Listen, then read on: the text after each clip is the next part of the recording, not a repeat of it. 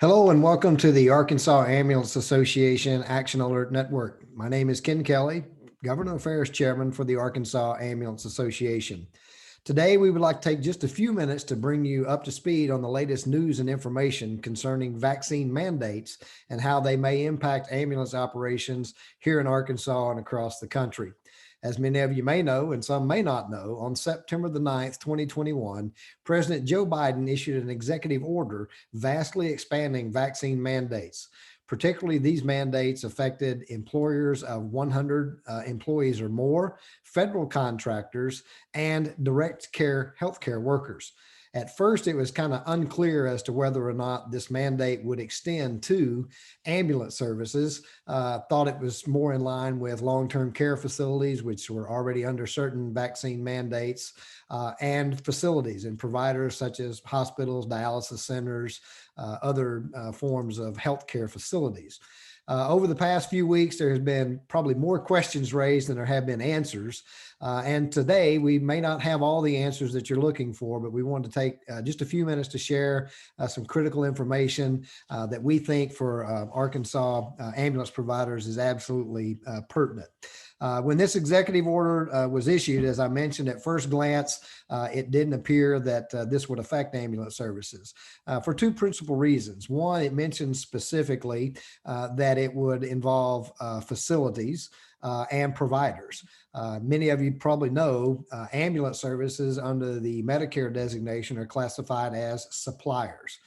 We supply transportation services and healthcare services, but do not have what most facilities have is what's called conditions of participation. In other words, we don't sign the same conditions to participate in the Medicare program as a hospital would sign.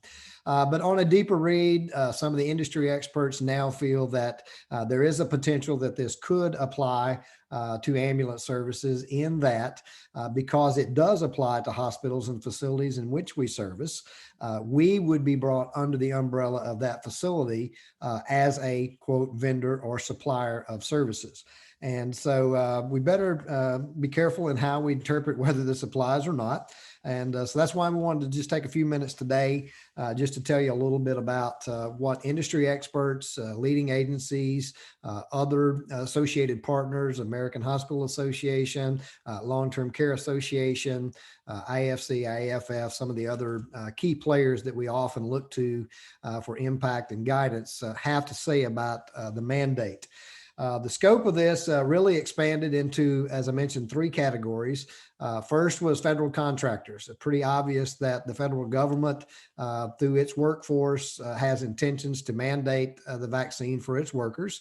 But how that affects us as ambulance providers may be that because many of us operate under maybe certain federal contracts, whether it's through the VA or through disaster deployment networks, it would be easy for us to be considered federal contractors in those regards, though not maybe as common across the board. As far as the employers of 100 or more, unless you're one of the larger EMS agencies, most of us have small employment populations. This, of course, would include both your full-time and part-time staff in what we would call a blended full-time equivalent headcount. So it would be maybe difficult for even some of the larger services to get to the 100 or more employee headcount. But the provider and facilities aspect is really where we need to focus today. As far as the development of this beyond the executive order, how would this be implemented, of course, would be through the development of two specific rules. For the employers of 100 or more, this will be developed as an emergency temporary standard under the Department of Labor, specifically OSHA, the Occupational Safety and Health Administration, would develop this emergency standard, which would identify the parameters for vaccination and then also some reasonable engineering controls or work measures if an employee were not fully vaccinated. The executive order mentions specifically for private sector employees the option of weekly testing prior to presenting for work. And then for the unvaccinated, of course, mandatory masking as an engineering control within the workforce. The executive order went on further to say, or excuse me, the president went on further to say, though, that such engineering controls would not be available for healthcare workers. Healthcare workers may not have the option for weekly testing or just simply mandatory masking as a necessary level. That leads to believe that then the second arm of implementation of this would be a rule that would be developed by CMS, the Centers for Medicare and Medicaid Services.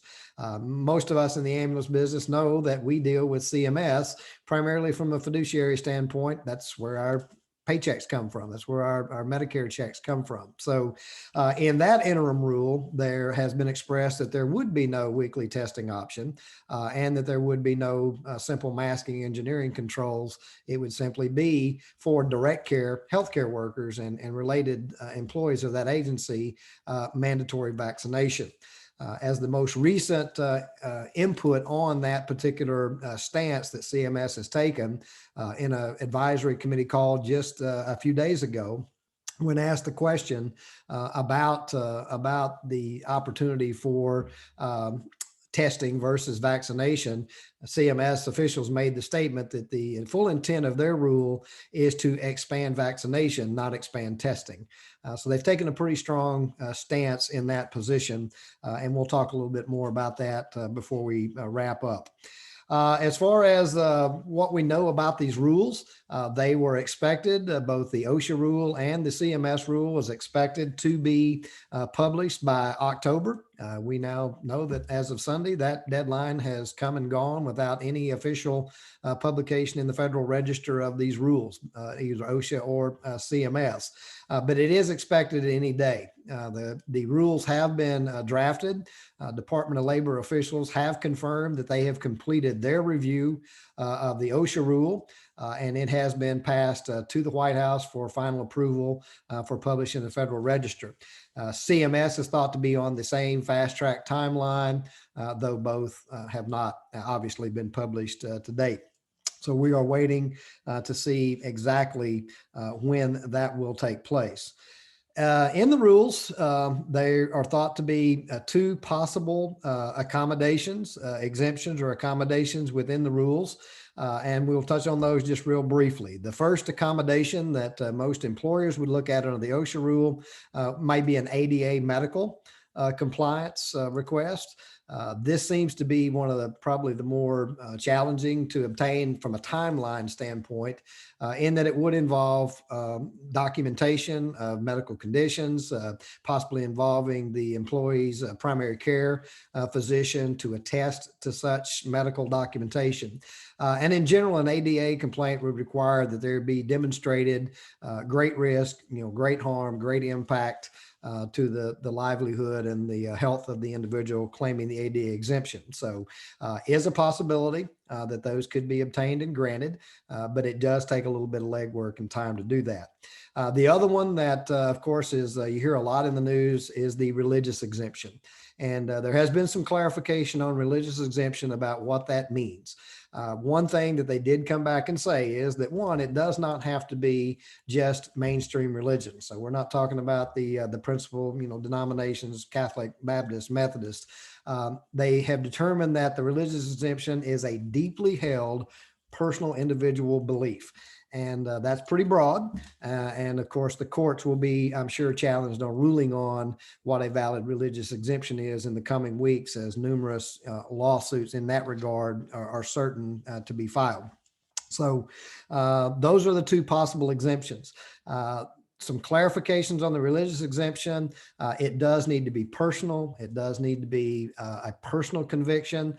They have cautioned against religious convictions versus personal political beliefs at the time. And as we all know, this whole process of the pandemic has been greatly politicized, and there are some polarities that are taking place across the board in that regard. But we'll talk more about the employer steps on those accommodations also in just a few minutes.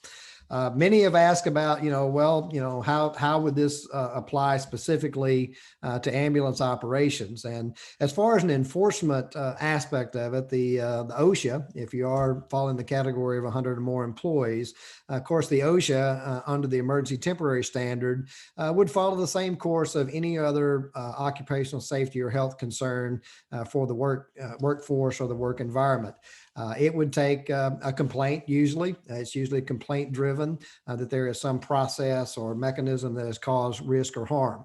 You're seeing this in the airline industry with the pilots claiming that the co-pilots or the seat next to them, if they're unvaccinated or thought to be unvaccinated, they are putting me at risk. And so that would trigger an investigation. More than likely, the OSHA would come in and do their investigation, determine following of policy, procedure, and so forth with regards to vaccinations. And then there could be fines that were issued in regards to that. Some of the concerns, and we haven't seen the rule yet, but some of the concerns in the OSHA rule to give more teeth and more enforcement to this particular mandate would be that those fines could be significantly higher than normal. So with fines regularly ranging with OSHA from $250 to more than $5,000 or $10,000 per occurrence, those could easily be up to 4 times that amount. And again, it's on a per occurrence basis. On the CMS side of enforcement, this is where most of us have great concern in that for most payer mixes, 50 to 60 to higher percentage of the revenue dollars for fee-for-service ambulance services comes through Medicare, Medicaid, VA contracts, VA payments, and so forth. So a significant volume of revenue is at jeopardy through enforcement of the CMS rule. And CMS, of course, has not indicated specifically, how stringent they will be in the early phases. Some of the other segments of healthcare have thought that this would be a phased approach to enforcement. But nonetheless, let's talk a little bit about the specific risk. The first level of risk, of course, would be an unvaccinated employee that responds and claims are generated and claims are filed. On a review, Medicare could go back and recoup those payments for any calls that were generated during the period of time that the employee was out of compliance with vaccination. And that would be a direct, immediate pullback of revenues from the agency. Of course, that would probably also prompt a deeper level of audit to make sure the entire organization had compliance, and there may be more claims. There may be more unvaccinated employees, more claims generated, and more recoupments. The audit could also, if it's determined to be willful and intentional, and you should have known that you shouldn't have filed those claims, that could be claimed under the False Claim Act. That is a false claim. That is the real detriment to the CMS enforcement, in that the False Claims Act usually involves treble damages, 3 times the amount of recoupment for the damages, and then also potential for criminal prosecution and exclusion from the Medicare program. So false claims, filing false claims when you know you shouldn't. It's thought that mostly judgment will be made by CMS on those type of claims on failure to meet what's called the minimum data set. And the minimum data set might be, for example, an EMT must have a state license and an EMT, a CPR card. For paramedics, you would have to have a state license, a CPR card, and an ACLS card. And so that would be probably the first thing that would be looked at is, did you meet the qualifications for a valid crew on that call? And then as a result, if the claim were filed, so forth. And so while we thought that may be a phased approach, that would be typically what might be expected. As far as our challenges, the challenges is, one, we just simply do not know what the rules will say. But the best information that I was able to gather, I just returned from the American Ambulance Association meeting, as I mentioned earlier, in Dallas, and leading industry experts, some of the leading providers, AMR, Global Medical Response, GMR, Acadian Ambulance, some of the larger ambulance systems have had their internal counsel as well as external counsel visiting on these proposed rules and what the impact could be on the industry. And they feel, quite honestly, that the train has left the station, that unlike other segments of healthcare, we're going to have to catch up. How we do that, though, is going to have to be a phased and structured approach. A recent study or a recent graphic that they presented at the conference gave some insights into where we as an industry, where EMS is as an industry.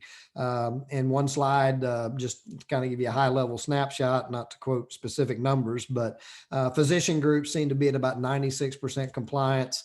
Healthcare administrators, those responsible for developing policy, are at 94% roughly. RNs and critical care staff within facilities approaching the mid 80% compliance with vaccine status. Then as you work your way on down, LPNs and CNAs 46 to 50%. But then EMS in an early survey was at about 42% vaccine compliance. Now in Arkansas, we think we're a little better than that. The Arkansas Ambulance Association did some preliminary surveys several weeks ago at the beginning of the Delta variant, and our numbers were better as far as compliance. There were some targeted, isolated providers that had vaccination rates as low as 25%. But there were some that was approaching the 90% mark. And so if you just looked at that rough average, and it certainly wasn't we didn't have 100% of the providers answering the survey, but somewhere in that mid-range 52, 54% mark. We have also had some providers that have already implemented the vaccination standards for their own agency shortly after September when this information came out. And they are reporting good results with those that have received additional information about the vaccine, those that maybe were just a little reluctant but have thought about it. And then they've also had some that they have had some good open discussions about accommodations and are working through that accommodation process. So all is not lost as this becomes a more dynamic environment. There'll be certainly a lot of things that have to take place. Just real quick on some timeline issues. People have asked, well, you said the order was issued September the 9th and December 8th is right around the corner, and that is certainly true.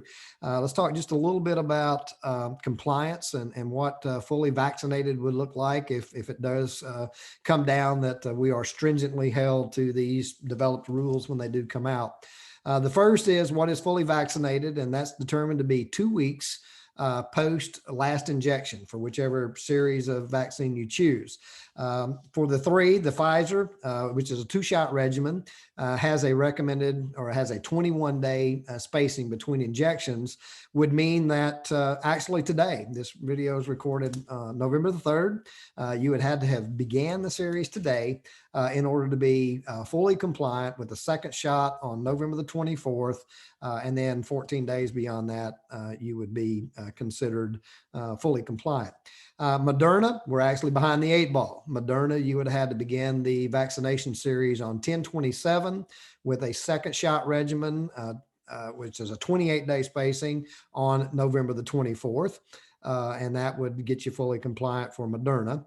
And then the Johnson & Johnson 1-shot vaccination, you still have until November the 24th to begin that series and still have your 14-day spacing there. But December 8th, as it stands today, seems to be the hard target date. There have been some requests by some healthcare groups to have a delay till after the first of the year, early 2020.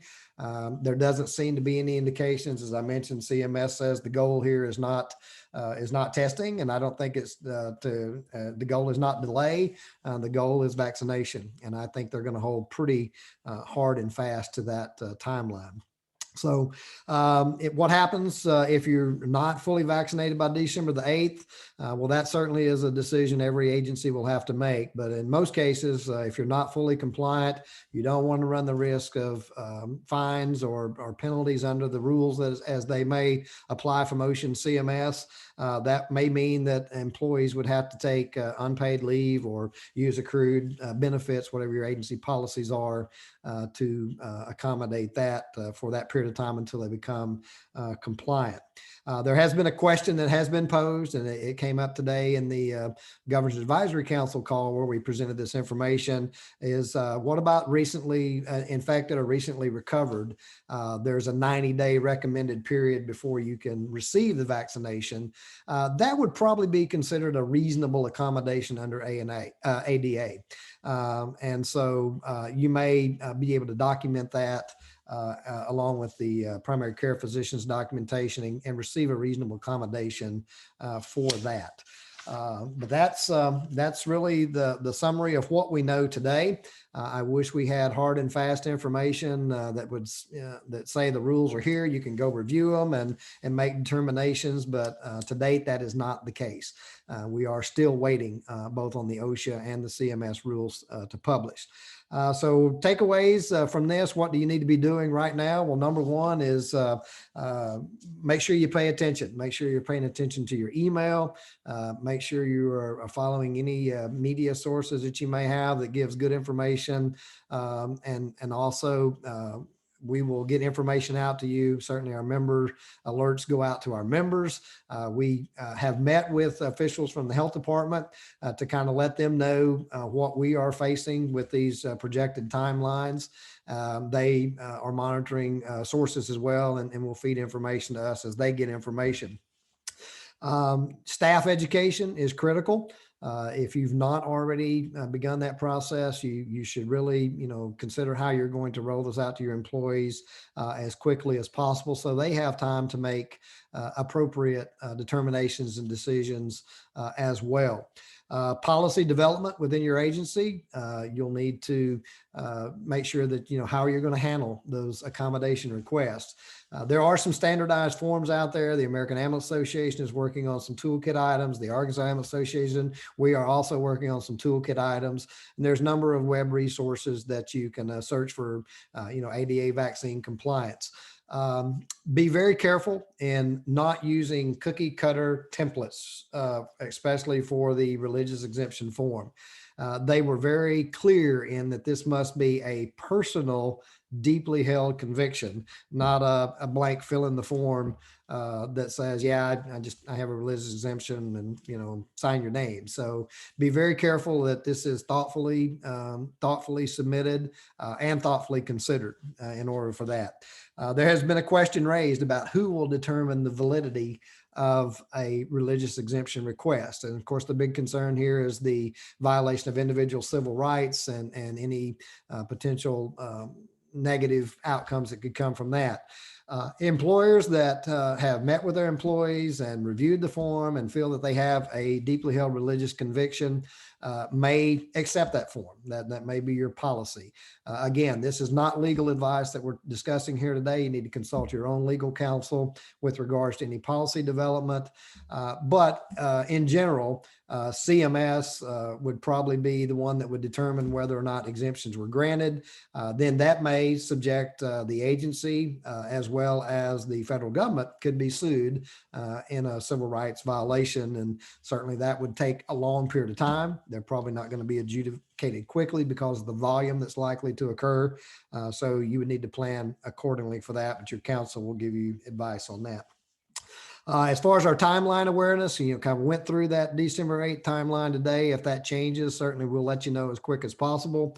And then secondly, the timelines, once implemented, you need to make sure you keep documentation from that point moving forward, particularly at least if you're granting exemptions, make sure you got some mechanism for monitoring claims submission, claims development, that sort of stuff, so that if you're asked to produce any information, you can do so quickly. So we wish we had more definitive information to share with you today, but that's kind of where we are with the executive order and what has come down the pipe to us. I hope you found this information useful, and hope that feel free to share it with your administrative staff and key stakeholders and employees. If we can answer any questions, please give me a call, reach out to members of the Arkansas Ambulance Association, and we will do our best to keep you informed as well as get you the information you need to make informed decisions. And by all means, stay safe out there. And we thank you for all you do every day. Sometimes you don't hear it enough, but it's important.